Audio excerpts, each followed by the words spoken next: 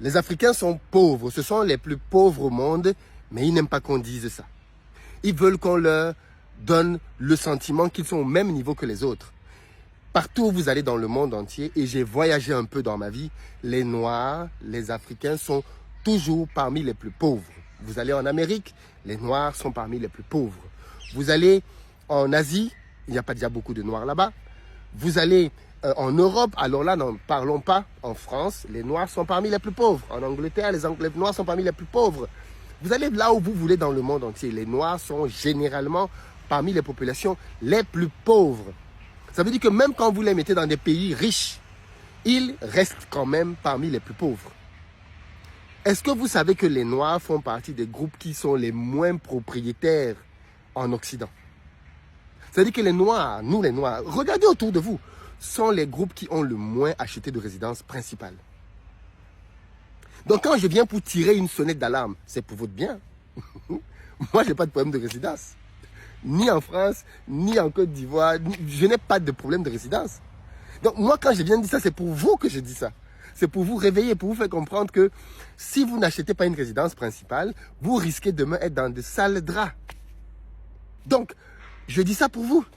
Et vous trouvez le moyen de vous victimiser encore et de commencer à chanter les mêmes ciels. Oui, non, les blés, on a trop souffert. Comment il peut dire ça? Nous sommes déjà les derniers de la classe. Nous sommes déjà les plus pauvres. Nous sommes déjà ceux qui généreront le moins de richesses. Nous sommes déjà ceux qui ne sont pas propriétaires. Vous ne voulez pas qu'on change ça? Vous ne voulez pas qu'on change cette situation? Collectivement? Vous dites que vous voulez que les Noirs soient respectés, qu'on manque de respect aux Noirs partout. Mais vous savez qu'on faisait la même chose avec les Chinois. On manquait de respect aux Chinois partout. Mais là, ça a complètement changé aujourd'hui.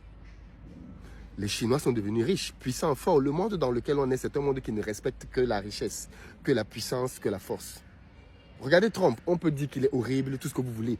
Il fait annuler un carton jaune, un carton rouge en Coupe du Monde chez lui et tout le monde se tait. Voilà la vérité du monde dans lequel on est. On est dans un monde qui ne respecte que la puissance. Les puissants font ce qu'ils veulent.